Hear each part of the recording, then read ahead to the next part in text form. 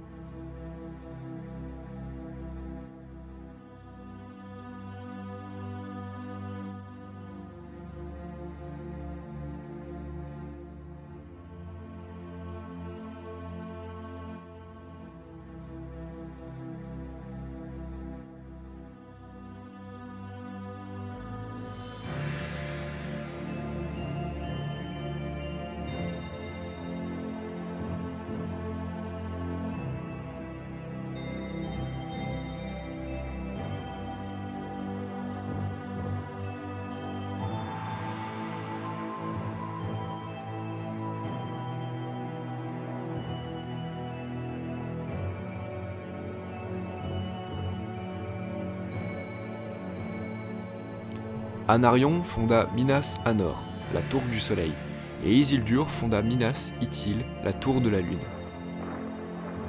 La ville de Osgiliath, la citadelle des étoiles, devint la capitale du Gondor, et les deux frères y siègent côte à côte dans la grande salle. Lors de la guerre de la Dernière Alliance, qui opposa les légions du Mordor au Gondor, de 3429 du deuxième âge à 3441, Elendil et Anarion périrent. Isildur, lui, mourut peu de temps après, en l'an 2 du troisième âge, lors de la bataille des Champs d'Iris, où il fut pris dans une embuscade orque. C'est à ce moment-là que l'anneau unique fut perdu. Suite à la mort d'Isildur, c'est son neveu, Meneldil, le fils d'Anarion, qui devint souverain du Gondor, et c'est sa lignée qui fut aux commandes du royaume pour les 2 millénaires à venir. 2 millénaires durant lesquels le Gondor connut une expansion rapide. Les rois se succèdent et le royaume conquiert de vastes terres, allant même jusqu'à soumettre les Haradrim. Mais la suprématie du Gondor ne pouvait pas durer indéfiniment. Les rois commencèrent à négliger leurs devoirs, puis vint la lutte fratricide en 1432 du troisième âge. La lutte fratricide est une guerre civile qui éclata au Gondor après que le roi Valacar mourut. C'est en toute logique son fils, Eldacar, qui devait reprendre les rênes du royaume, mais le peuple refusa, lui reprochant d'avoir une mère issue d'un peuple considéré comme inférieur, le peuple de Rhovanion. Eldacar dut alors lutter contre les rebelles qui obtiennent finalement gain de cause. La lutte fratricide prit alors fin en 1447 du troisième âge, et c'est Castamir, un descendant du roi Calmasil, qui fut finalement couronné roi du Gondor. Un roi qui se révéla être cruel et malveillant. Mais le Gondor n'était pas au bout de ses peines. En 1636 du troisième âge, des vents venus de l'Est apportent avec eux d'étranges maladies qui déciment une grande partie de la population. On soupçonne Sauron d'être à l'origine de ce désastre que l'on nommera plus tard la Grande Peste. En 1640, la capitale du Gondor, Osgiliath, fut conquise par les Uruk-hai du Mordor. Minas Anor devint alors la nouvelle capitale du Gondor, et le restera. La perte d'Osgiliath est tragique en raison de son importance stratégique. En effet, la ville étant articulée autour d'un immense pont en pierre traversant l'Anduin, elle permet donc aux légions du Mordor d'accéder à Minas Anor très simplement. Ces événements ont eu pour conséquence une surveillance moindre aux frontières, et ce qui devait arriver arriva, le royaume fut attaqué en 1851 du troisième âge par les Orientaux, que les Gondoriens appellent les gens des chariots. Cette guerre va durer jusqu'en 1944 du troisième âge, où Eärnil parvint à repousser les envahisseurs, qui avaient fait l'erreur de diviser leur armée en deux parties dans le but d'encercler les Gondoriens. Puis vint le coup le plus dur asséné au Gondor, qui fut donné par le roi sorcier Dangmar, qui en 2002 du Troisième Âge prend le contrôle de Minas Ithil, qu'il renomme Minas Morgul. Minas Anor ayant perdu sa sœur fut alors renommé Minas Tirith.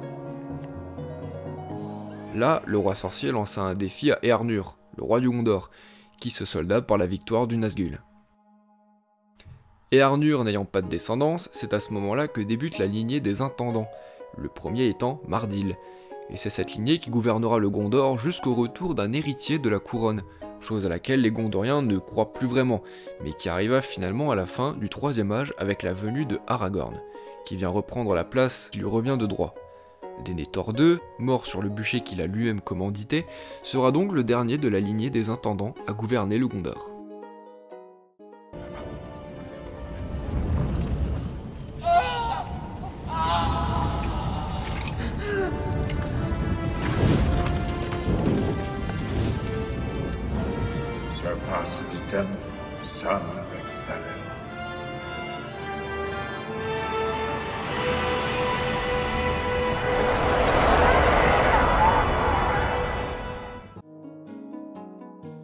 Comme pour le Mordor et Numénor, le royaume du Gondor est divisé en plusieurs régions. L'Ithilien, le pays de la Lune, est une fine bande de terre coincée entre le fleuve de l'Anduin à l'ouest, le marais des Morts au nord et le Mordor, délimité par les Felduat à l'est. Cette région boisée et montagneuse sera sous le contrôle de Sauron durant la guerre de l'Anneau. Après la chute du Seigneur des Ténèbres, Aragorn, couronné roi du Gondor, confia la principauté de l'Ithilien à Faramir, qui aura défendu ces terres avec acharnement durant la guerre de l'Anneau. Au nord-ouest de l'Ithilien, l'Anorien, une région délimitée au sud par les montagnes blanches et au nord par l'Entaluv. C'est dans cette région que se trouve la cité de Minas Tirith, devant laquelle s'étendent les champs de Pelennor. À l'ouest de l'Ithilien et au sud de l'Anorien, écrasé par les montagnes blanches, le Lébenin, les 5 rivières, une région verdoyante et vallonnée traversée par une multitude de fleuves et de rivières, d'où son nom, forcément. Dans cette région se trouve Pelargir, une cité portuaire construite à la fin du Second Âge. Au cours de son histoire, la ville sera attaquée à de nombreuses reprises par les pirates d'Ambar. Durant la guerre de l'Anneau, plus précisément lors de la bataille des champs de Pelennor, la ville joua un rôle important dans la victoire du Gondor, du fait du nombre important d'hommes envoyés en renfort. Mais cela était possible uniquement grâce à Legolas, Gimli et Aragorn, qui, aidés de l'armée des morts, libèrent la ville fraîchement conquise par les corsaires. À l'ouest du Lébenin, le Belfalas, la côte de Bel, une vaste région côtière dont la capitale est la puissante cité de Dol Amroth. Un port fortifié qui joua lui aussi un rôle majeur dans la victoire du Gondor lors de la guerre de l'Anneau, du fait du très grand nombre d'hommes envoyés en renfort à Minas Tirith par le prince Imrahil.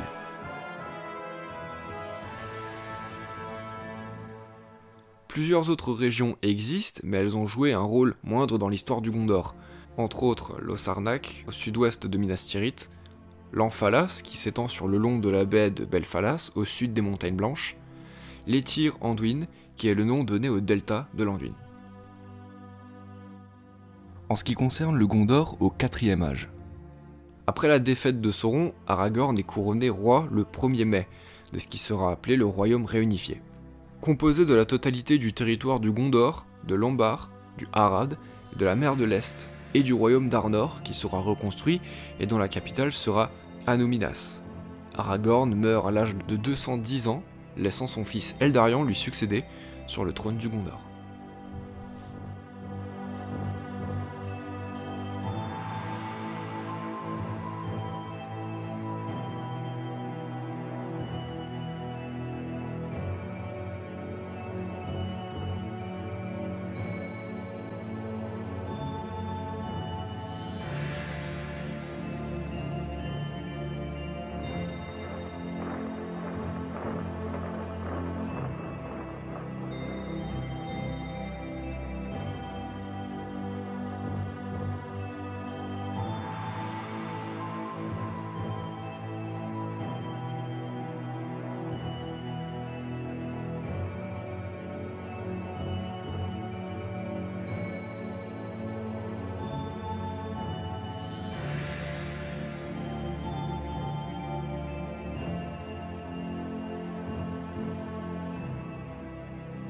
Voilà, c'est tout pour cette vidéo sur le Gondor, j'espère qu'elle vous aura plu.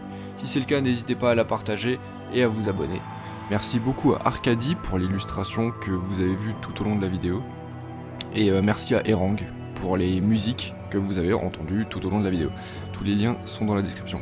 Je vous dis à la prochaine pour de nouvelles vidéos. D'ici là, prenez tous très soin de vous. Salut tout le monde.